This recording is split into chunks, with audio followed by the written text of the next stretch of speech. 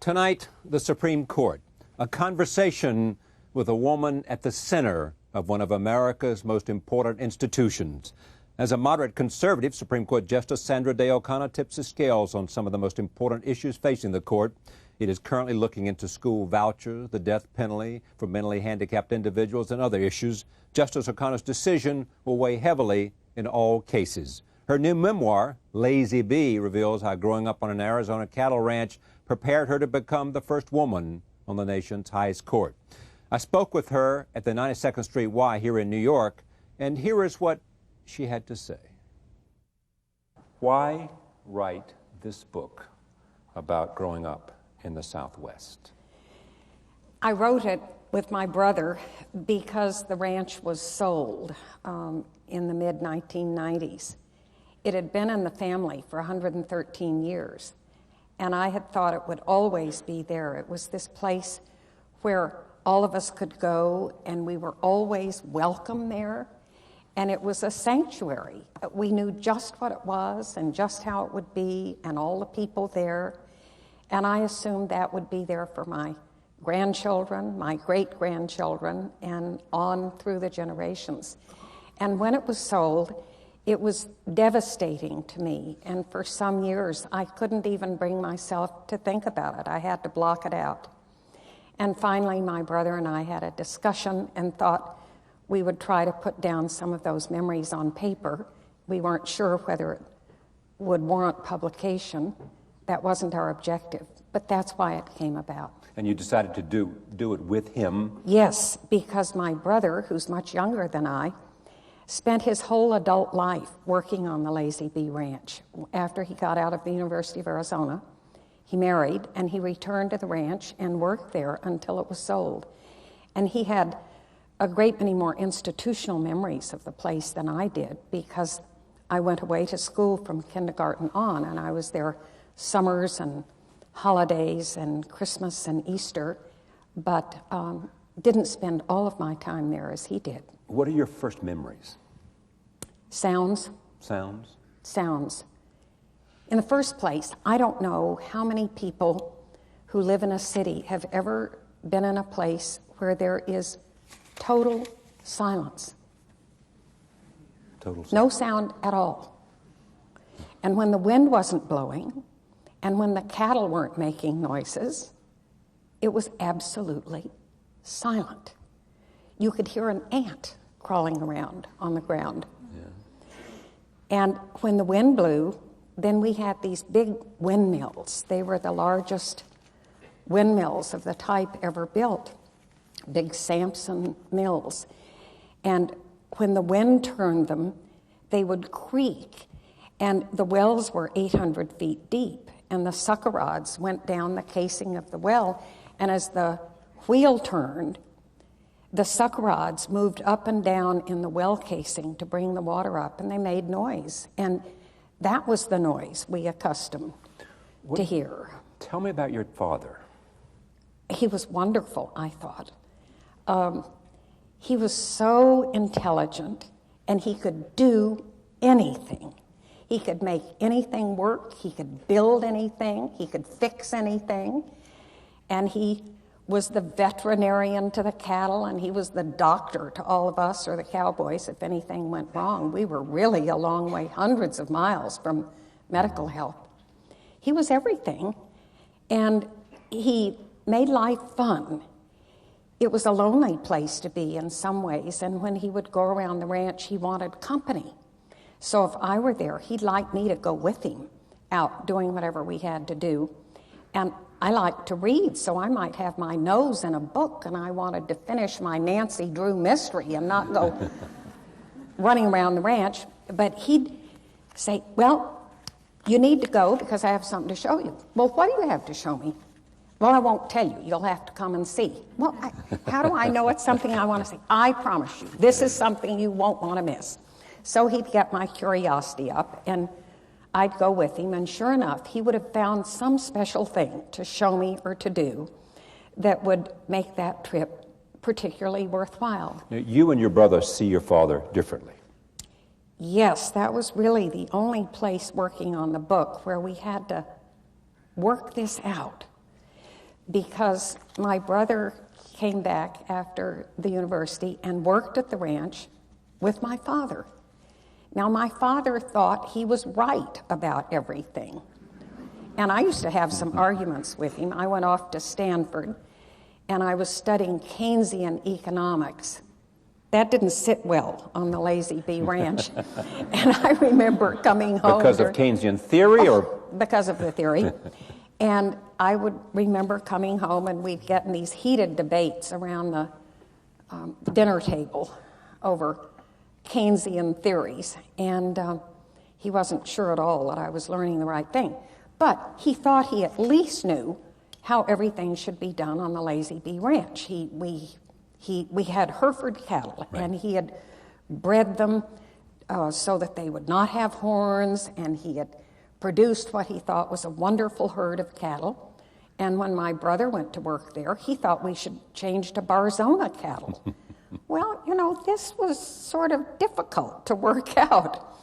And my brother thought if the truck was old, we ought to get a new one. And my father didn't believe in spending money if he didn't absolutely have to.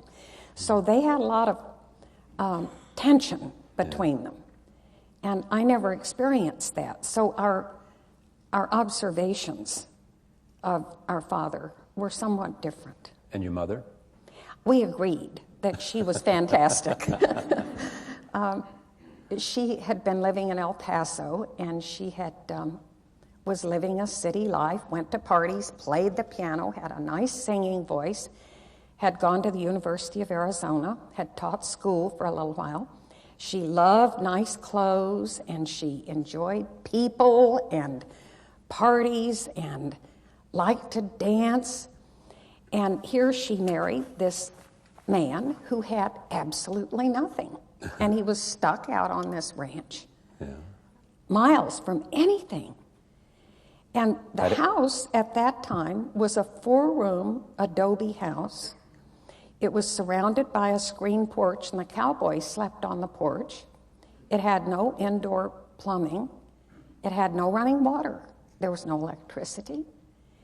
And she was going to go out there and live on that ranch. Well, she and my father had truly fallen in love. They were really deeply in love with each other. So she was prepared to make that sacrifice. She did. No Her parties. parents didn't approve, and they went off and eloped and got married in Las Cruces, New Mexico, and went on to the ranch. And my grandmother's parting words to her daughter were, Ada Mae, don't ever learn to milk the cow.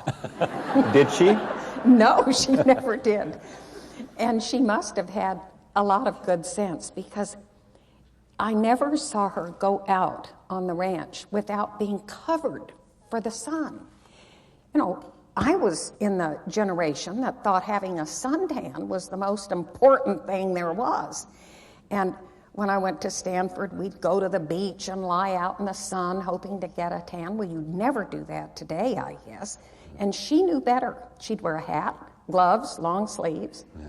And she was always very well dressed. I don't know how she managed. John McCain preaches that message better than anyone else today. He does. He's had some experience firsthand. And is really strongly a strong advocate at every opportunity.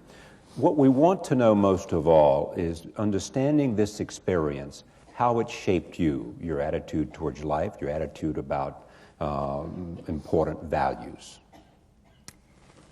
Well, it surely must have done that, but I think our early kind of rugged individualism experiences might shape be? all of us. Sure.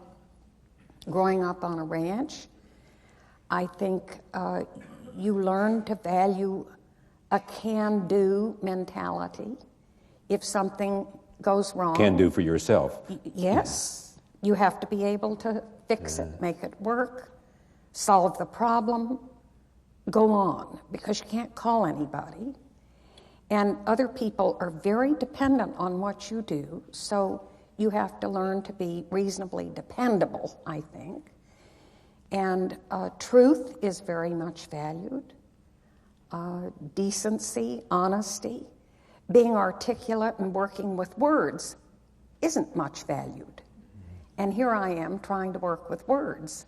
In this book or in your life? In my life, in my work. In terms of writing opinions and but the like. But that isn't the kind of thing that had much standing on the ranch life. But you left that ranch and went to one of the great universities in the world, Stanford, as an undergraduate. Right. Did well, went to the law school, was editor of the Law Review.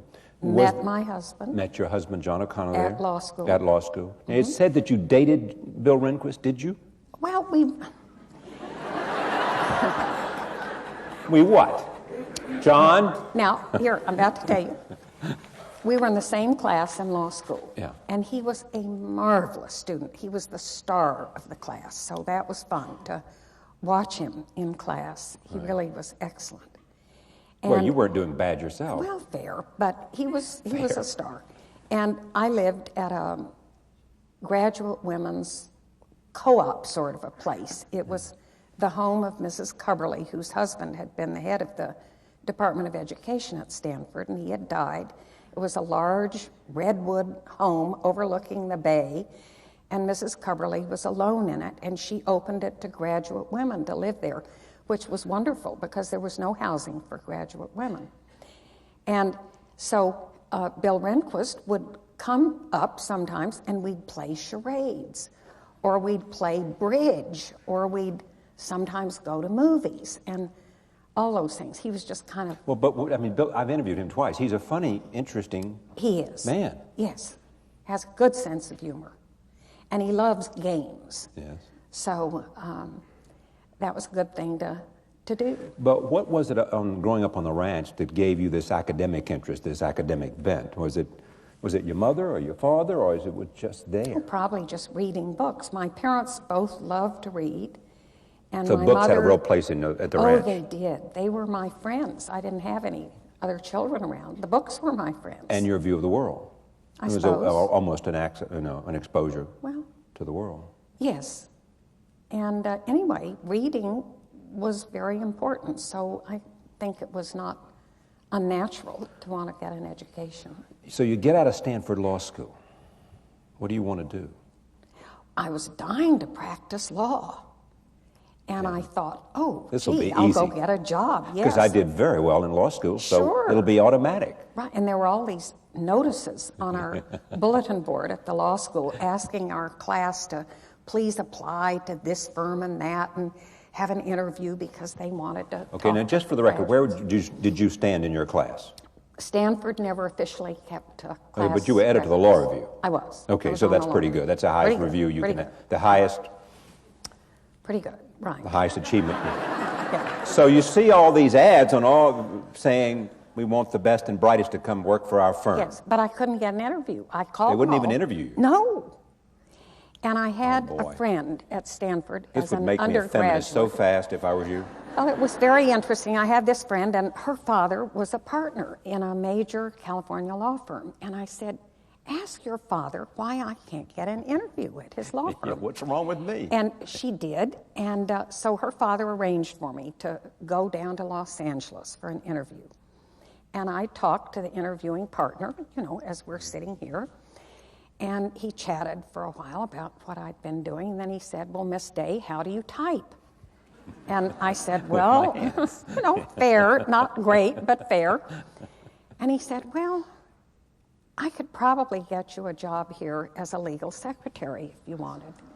But he said, we've never hired a woman as a lawyer here, and I just don't think that we'll be doing that in the future. And so what did you think? Well, I thought I wanted to be a lawyer, not a legal secretary. But were you angry? I mean, were you was- outraged? Here you were. I was disappointed. Just disappointed? Disappointed. You had And gone to law school and yes. you were the star of your class. But I was Editor of hearing the that. Law Review. I was hearing that from other law firms too, and I finally got the message. When I went around and looked, I realized none of them were hiring women lawyers. Yeah. So then I had to figure out, well, who was? And the first places that were really hiring women as lawyers were public law offices. U.S. attorney, district attorney, county attorney, some state job of some kind. And I had met John, and we were planning to get married. He was in the next class, so if we were going to get married and if we planned to eat, one of us had to work. And I thought it would be nice to work at being a lawyer. So I asked the district attorney of San Mateo County if he would consider me for a job. And it was a wonderful man. He was Louis DeMatteis, and he'd been elected as district attorney in San Mateo County. Italian-American, big Italian-American community. What's the largest city in San Mateo County?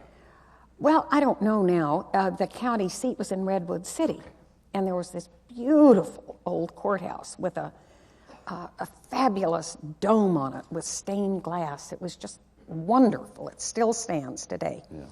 And his offices were in that building, and he had once had a woman on his staff, lawyer. And I thought, well, if he could have one, he could have another. I mean, he could hire another one.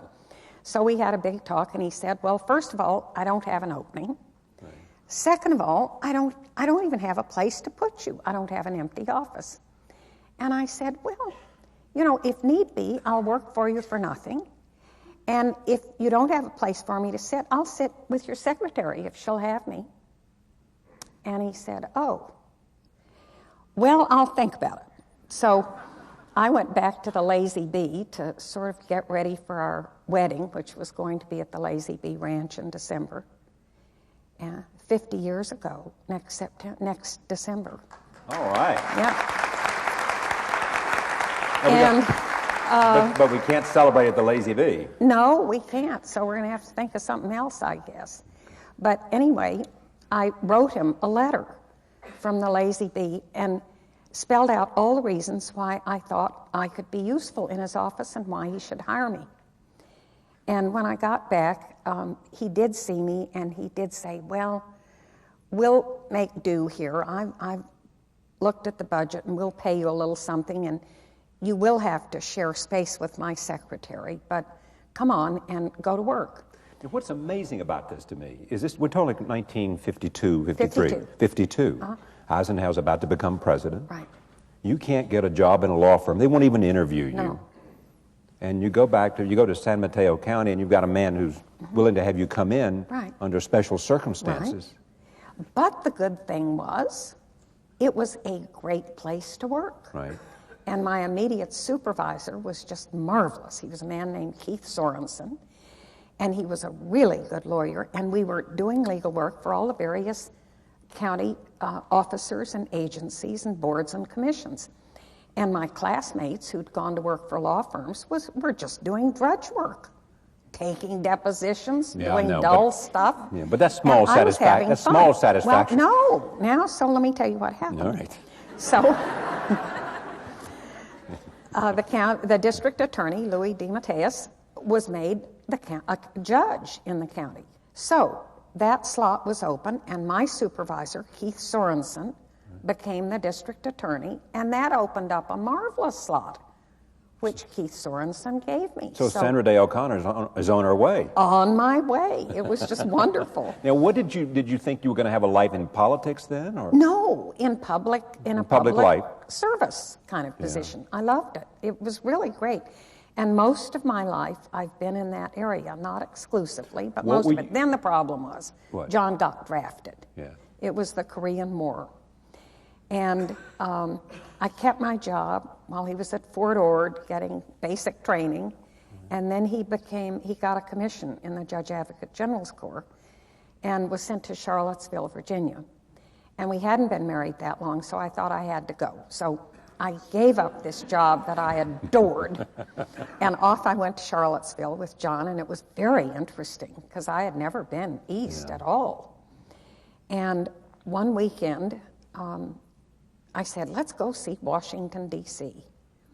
And he said, all right, because he had traveled. He had been all over, and he'd been to Washington before. This was your first trip east? Yes. And so we drove to Washington, and it was in January, and it was so cold. It was snowy and freezing. And we got to the Supreme Court, because I wanted to see that, and it was closed. It was Saturday. So we walked up those magnificent marble steps, and we stood amongst the columns at the top by the big brass door. And I took a picture of John standing there in the columns. And I said, gee, this is the closest we'll ever get to the Supreme Court. Do you think about being Chief Justice? No, absolutely not. I quoted No. my friend Walter Dellinger, Well, saying I if there's respect- anybody who would and should be Chief Justice, it is you. You've got tenure there. Yeah, no, but it doesn't work that way. I know. Oh, dear. Now, Oh, dear. most Chief Justices I bet you're not as are most. drawn from off the court. You know, if you look back historically, the vast majority have come from outside the That's court. not true. Oh, yes, it not is. recent. Yes. True. No, not recently. Well, the incumbent Chief Justice was from within the court, Right. but not his predecessor. Well, Berger. That's no, right. Berger was and not. most of them have not. And so That's right. Earl Warren was not. now, Stone was different. Right. He worked Harlan his Stone. way up, Right. yes. But most have not. And so But that think seems to about work this. well. Now think about this for me for a second. All right. I want you to just think about this. 50 years ago, you can't get them to interview you. Right. And now you would be, if the president decides, if Rehnquist decides to retire first, and That's they need a a big new, if. that's a big if. Although he said to me and others that, you know, and we believe, journalists believe, you know, that he probably wants to do it when there's a Republican president. That's now. And wouldn't it be great, this sort of continuum from this brilliant graduate of Stanford Law School who couldn't get a job in a law firm, No, who look. all of a sudden, No, all of a sudden, No. is the first No. woman Chief Justice. no, see, that's Having something been the first woman Justice, is the worst woman Chief Justice. No, that's something the media would think was a neat arrangement, but in fact is not very sensible. I am old.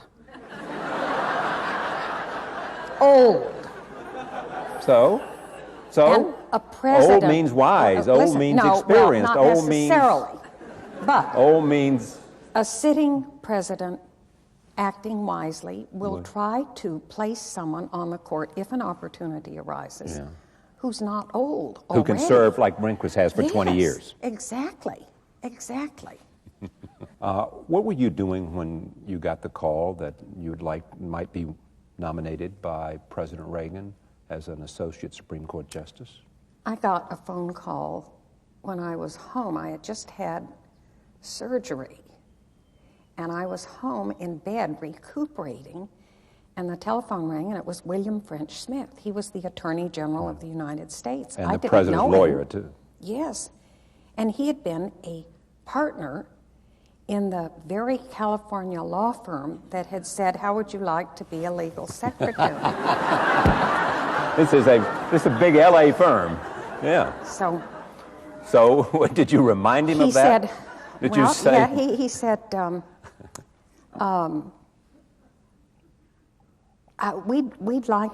I'd like to invite you to come back to Washington and talk to us about a position here. Now, I had immediately the sense that it was in connection with the Supreme Court. Justice Potter Stewart They had weren't just looking for a announced his secretary, were they? retirement. But I said, "Oh, you must mean a secretarial position."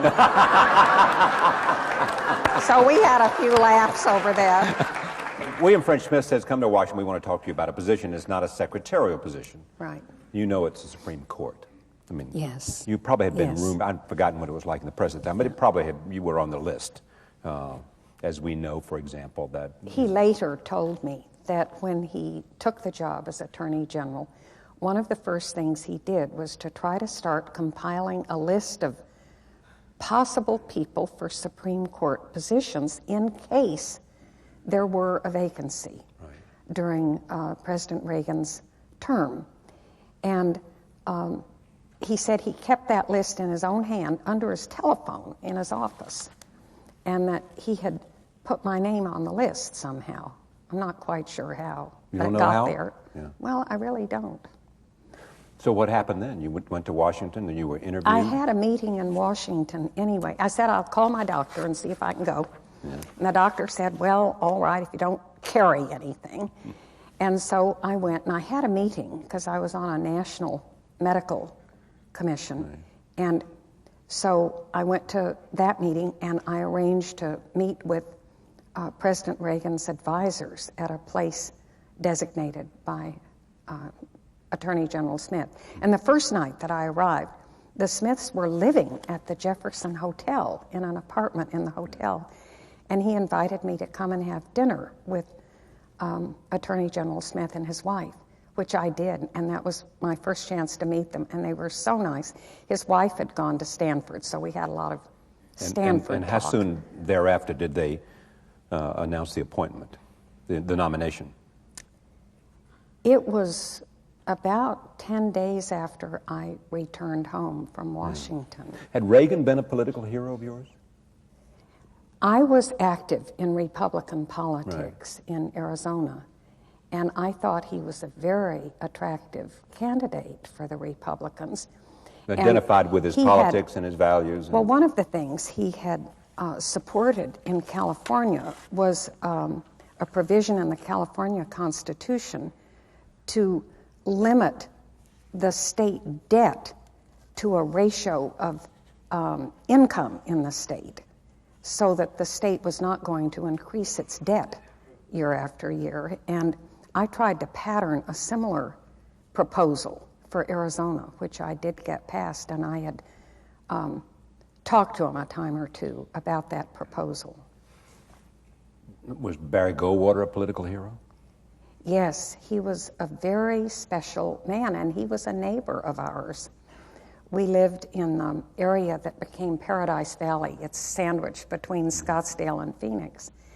And he had a beautiful house up on the hill, and we were down on the flat land by the canal, but I could see his house from our house. And we were in the same political precinct.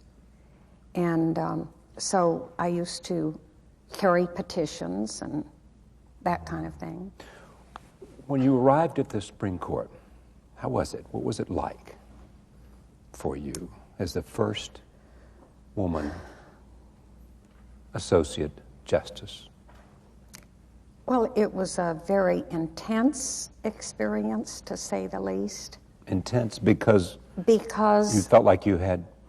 of all of the attention that was being given nationwide, indeed worldwide, to the fact that finally, after 191 years, a woman had been put on the Supreme Court of the United States. And there was enormous interest in it. And it was a very difficult job, and it's hard enough to do without a lot of media attention being given to it. And frankly, you and your colleagues paid too much attention to it, I thought. Why? It was not comfortable. Well, but I mean, except for the uncomfortable, because it made you uncomfortable, why shouldn't we have did. paid attention to it? Because it was a historic Yes, appointment. that's fine, but then let's move on and let's let the work be done. And it didn't seem to work that way, because everywhere that Sandra went, the press was sure to go. Sure. And I even had situations of being at public functions, talking to people, and all of a sudden seeing inserted in the middle of the circle of people talking a long arm with a microphone on it, inserted by some member of the press hoping to pick up conversation that was not intended to be. Well, can you imagine what it would be given to like the if you press. accept the Supreme Chief Justiceship? Well, that was most unfortunate. And then we learned later that other people had been sifting through our trash, hoping to find things in our trash that they could. You're not quote the first person in Washington that's happened to. No, but it's not pleasant. Oh, I'm sure it's not. No. Anyway, the work was hard, and it was just the most electrifying moment was the first time that I went in our conference room to talk about actual cases, to try to go around the table and to resolve the cases that had been argued that week. It must be It was hard to believe that I was seated at that table with my 8 colleagues and Who would was be there given at the an time you were equal appointed? voice. Well, Chief Justice Warren Burger and Justice Brennan, William Brennan, Justice Thurgood Marshall, Wow. Justice Harry Blackmun, Wow. Justice Byron White. But what about Jack Kennedy? Yes. and famous football That's player right. in his day, and wonderful justice. Wizard, and, they called him, from well, University of Colorado. If you called him that, you weren't his friend. Oh, they didn't like that. He No, didn't like that. He did not like that. Yeah. And Because that's what they called him as a my football wonderful colleague, Lewis Powell from Virginia. Right, from Richmond. And he was the kindest man that ever lived. And all of them said, oh, if there's any way we can help you, we're glad to, let me know. But everybody's too busy, really, and you'd feel foolish running around and saying, well, how do I do this? What do I do with cert petitions? And nobody in my office had ever worked in a Supreme Court chambers before. The secretaries hadn't, my law clerks hadn't, I hadn't. We didn't know what to do. And there's no how to do it manual. Plus you had the additional burden of... Well, it was very hard. So each of my clerks took 2 chambers to research and find out how they handled the paper flow. What did they do? And Lewis Powell, bless his soul, offered to let me hire his second secretary. Every justice has 2 secretaries. And his second secretary was wonderful. Because she'd been there. She'd been there, and she was intelligent and marvelous. And I jumped at the chance. And the minute she came, order was restored in my chambers. What's the most exhilarating thing about being a justice? The most satisfying? The most satisfying thing is the privilege of working at work that's worth doing. And it is. It's work that's important to all of us. Because any case that gets to the Supreme Court has great import.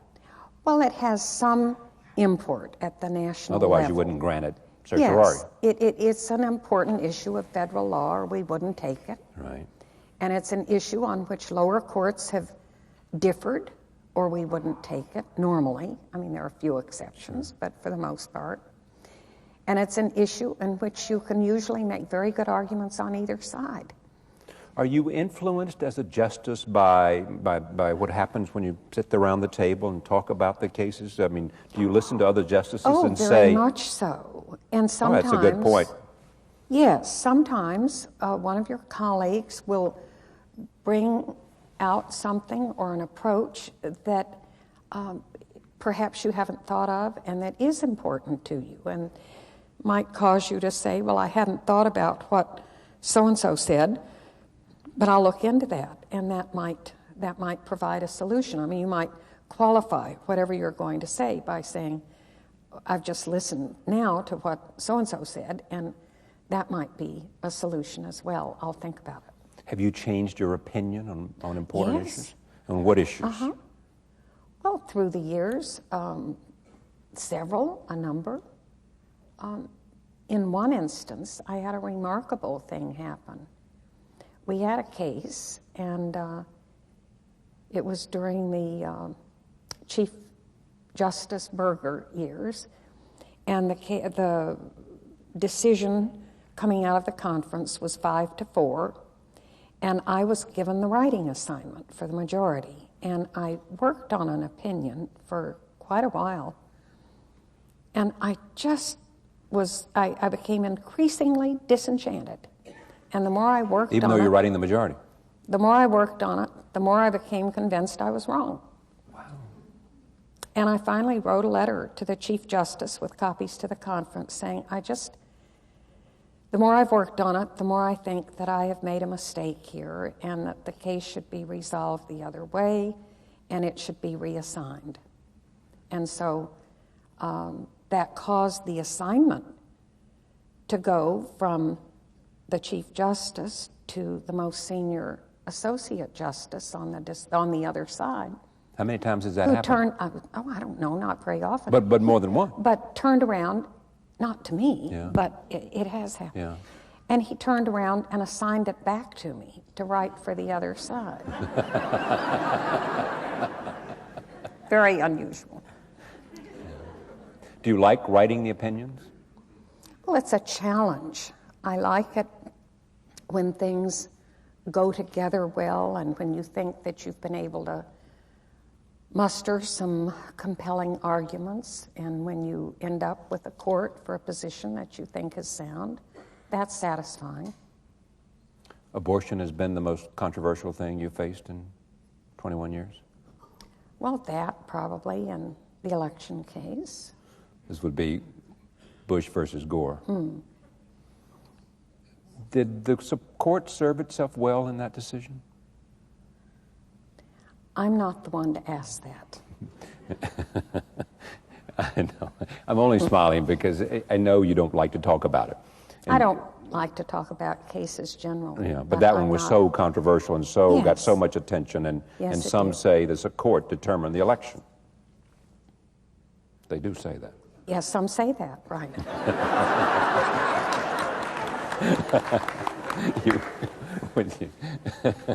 Was it hard? I mean, everybody there. I have one question, then I'll leave. I promise. What was it? I mean, take us there. Was it the most difficult, intense time since you've been on the court? Oh, I don't know about that. Was it the hardest time for you? Because you knew what was at stake. Lots of them. But you knew what was at stake here. The presidency was at stake. Well, I'm not going to talk about the case because I just thought, I'd make it a practice not to talk about the case. You understand why I have to ask? That's fine, but I choose not to, if that's okay. No, of course, it's fine. When you look at the future, not about specific cases, but help us understand what you think the important issues are that this country and what a lot of is going to have to face. Well, the amazing thing about the court, if you look at its cases over a substantial period of time, is the fact that every significant issue in America ends up at the court in one aspect or another. They all get there. It's astonishing. It really is. Maybe not directly the big issue, but some related aspect of it. It is true. Yeah. Now we see concern about terrorism, and we see new legislation to deal with it. And there's no doubt in my mind that down the road, heaven knows how many years down the road, but down the road sometime, there will be some cases in the lower courts testing the interpretation of those new laws, perhaps their constitutionality, and they'll work their way up, like everything does. Let me make it even clearer, even more immediate. Most people believe that the issue of campaign finance reform might get to the court.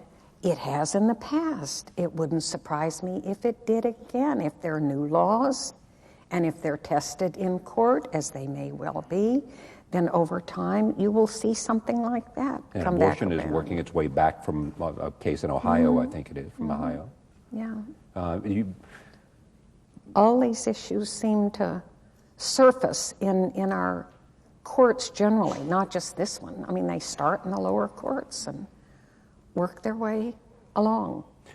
You have believed, as a matter of judicial philosophy, that if in fact a state court had given an issue full and appropriate treatment, that the United States, it wasn't necessary for the Supreme Court of the United States to hear a case. Well, it certainly might be. Suppose the courts of one state have decided an issue of federal law this way, and the state courts in another state have decided that same issue of federal law in another way. Right. So you got a federal question. Of course. Right. It's a federal issue, a federal question. No, state courts are not insulated from review. But generally, as a matter of judicial policy, of philosophy, you tend to... No, I think I can't put those words in your mouth, no, can I? No, but what I do think is perhaps a result of my years of working in all three branches of state government is to recognize that the framers of the Constitution did leave a role for states and for local government in resolving many issues. And the Constitution that was drafted preserved the sovereignty of states for a number of purposes. And so that constitutional framework should be observed and preserved. How have you, I mean, can you help us understand how you have changed while you've been sitting on the court in terms of an approach to Well, I hope law? I've learned a few things going along. I didn't know much about many of the issues the court addresses when I came to the court. And it's a learning process. I hope that I've learned quite a bit in the years I've been there. But the remarkable thing is that we continue to get issues that send you right back to the books to do research and to learn more about it. And how much of that research is done by the law clerks? Oh, and they how much do of that a is done lot. by the justice? And They how do does a the lot. justice sort of interact with the law clerks? Meet with them every day, and they're wonderful. One of the great pleasures, really, of working at the court is the privilege of having these marvelous young lawyers who serve as our law clerks. They're really the best young lawyers in the country, and they're just a joy to be around. And They're you great. get to select 2 each year? 4. 4? 4. My goodness. Ooh, Yeah. yes. So, and they're marvelous. They Is there come any from all across the experience that country. you might have wished you'd had? I perhaps would have been much better prepared if I'd served on a federal court somewhere along the Right. line, which I had not. And in the early days of the country, that was not uncommon. But these days, the usual path is to select people who've served on the Federal Court of Appeals somewhere along the line. Most people, I assume, know this, but you don't have to be a lawyer, and you do not have to have served. You don't have to have served, obviously, as any particular thing to be a member of the Supreme Court. Right. What are the requirements to be a judge? Well, a you justice? have to be a certain age, and Is it 35? that's about it, yes. And you have to be good nominated, moral- and you yeah, have right. to be confirmed by the Senate, and that yeah. can be quite a challenge, I think. If you're not a lawyer and haven't had any experience, it You might probably be will pretty not hard. make it. But, you know, the last justice to serve who had never gone to law school, I think, was Justice Jackson, Robert Jackson. And he was a fabulous justice. And he had a way with words that was just marvelous, admirable. What is the biggest misconception about the Supreme Court, you think? That everything is secret, because it isn't. You know, we have 3 branches of interesting, government, and the only one where the positions of everybody are always explained in full, in writing, for everybody to see, is the Supreme Court of the United States. Yeah.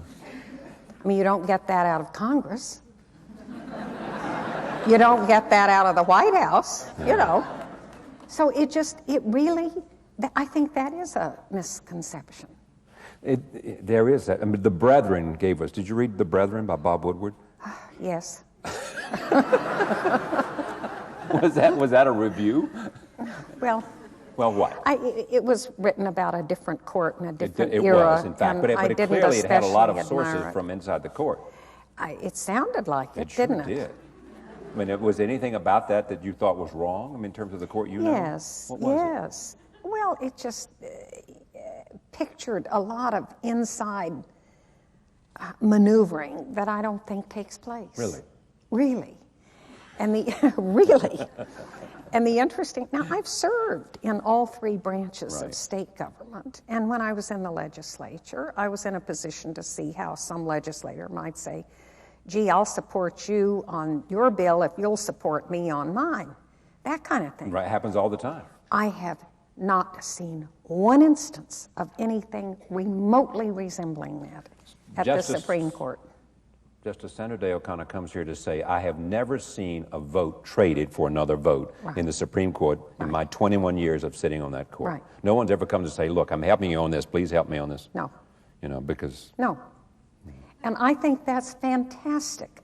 It is a place where every justice really tries to do a good job with everything they get and just give it the best shot you can. And the persuasion takes place primarily at the writing stage. When you circulate an opinion draft, that's where you try to write persuasively enough that others will agree. Now, you do a little bit of it around the conference table, but we don't talk very long, and it isn't the place where you really hammer things out. We think of the court as always having in its history, back to John Marshall, Justice Rehnquist's favorite judge. Yours? Who's your favorite in history? The great Chief Justice, I think most people acknowledge, was John Marshall. Right. Is he your... There were others, but he was remarkable. Because he gave what? Well, he put flesh and bones on the Constitution. Yeah. It's a very spare document. It's this skinny little thing. You have it in your pocketbook? Sure, I do. You do? Let me see sure your... I do. See your... Now, let's see dig it your out. Constitution. Let's dig it out. There it is. There it is, look. That's a skinny little thing. Constitution of the United States. I mean, it's not very big, is it? No. And part of that are the Bill of Rights and some data in the back. It's really, I mean, just, here it is, 16 pages. Yeah. And John Marshall he did not sit in Philadelphia to draft it, but he fought in the Revolution, you know, with George Washington, and was in the Revolution most of the time. And he was a very congenial sort of a man, we're told. Right. And when he became Chief Justice, they'd get a case, and it would pose some fundamental issue of the meaning of the Constitution, the breadth of the Commerce Clause, or something basic. And he'd say, well, I'll be glad to try to write an opinion if you want. And they'd all say, yes, why don't you do it? So he wrote almost all the opinions for that court. He served there 33 years. And most of the time, he wrote the opinions. And so he was the one who crafted them. And he wrote in Marbury versus Madison, which we look to as a case exemplifying the notion that there is the power of judicial review of acts of Congress for constitutionality. That was so fundamental, not very clearly expressed in the Constitution. But of all the people we look to from the early days as being important in the framing of the Constitution, like Madison and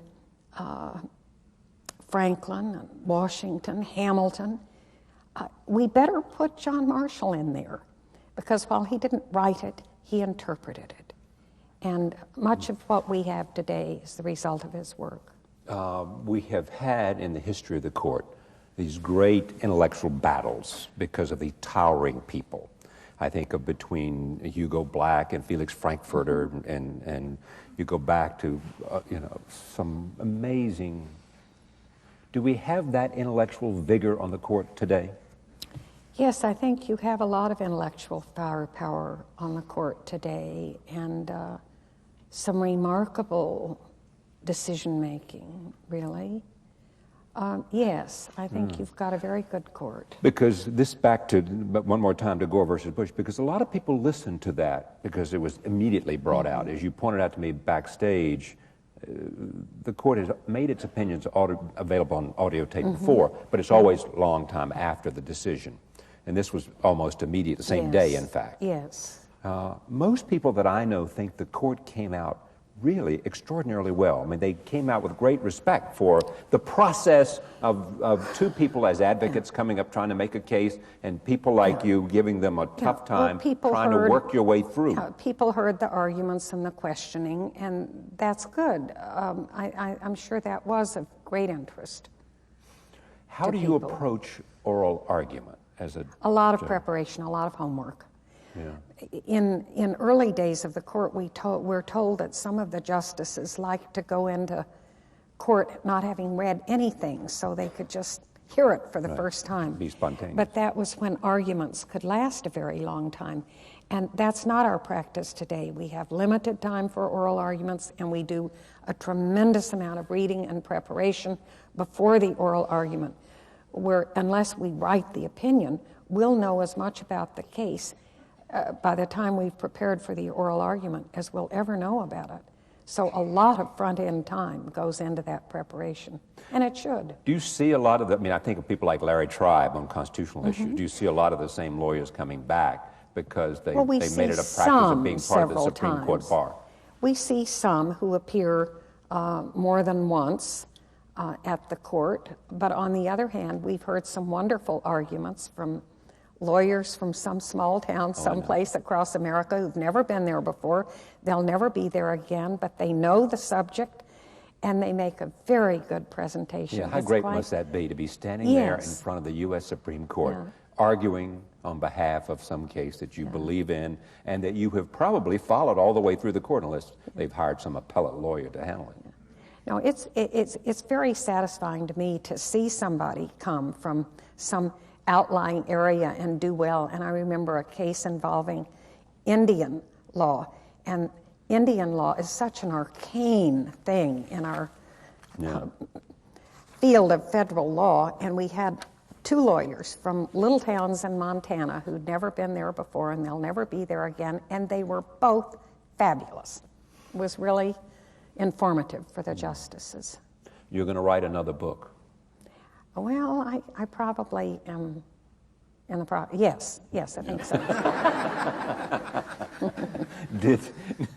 Was this a satisfying experience for you? To think about your father and your mother and growing up and the silence of the ranch? Yes, in the long run it was, because it's the only thing that we were able to salvage from it. Yeah, memories. Memories, that's my point. Was it also painful so often? Because somewhat. But more importantly, we salvaged memories that I hope others will be able to share and maybe derive some values from as well. What do you regret most about your life? Oh, not having read more than I've read. I spend all my waking hours reading, but I wish I could spend more. And who's had the most influence on you? Oh, I'm sure my parents. Mother and father? Mm-hmm. To some extent, my grandmother. I lived with her for all those school years. And if you look at, I assume, if you look at those moments where we make important choices about our life, you know, certainly it's choice of spouse, and you've had a long and happy marriage in which you've spoken about, but it's also choice of profession. I decided to apply to law school because of a professor at Stanford. As an undergraduate, I took a law course offered to undergraduates, and the professor was a man named Harry Rathbun, and he was fabulous. And he just worked so hard to persuade each of us that an individual can make a difference in life, that a single individual, if you really care and exert an effort, can make a difference in what happens. And he was so persuasive, and I thought part of that was his legal training. And because of him, I applied to law school. And made all the difference. Made a difference in my life. How long will you want to stay on the court? I don't know. Until it gets, you don't know, but I mean, what would influence your decision? If I think I can't do the job adequately, then it's time to get off. Have you been there when you thought justice has stayed too long? Well, I haven't seen it, no. Justice Thomas never speaks much in oral argument. Not too often. You're wonderful. You are. What can I say? Oh, dear. You are. We are out of time. I know you're sad about that. Oh, very. Please join me in thanking the very fine Justice Sandra Day O'Connor. Thank you.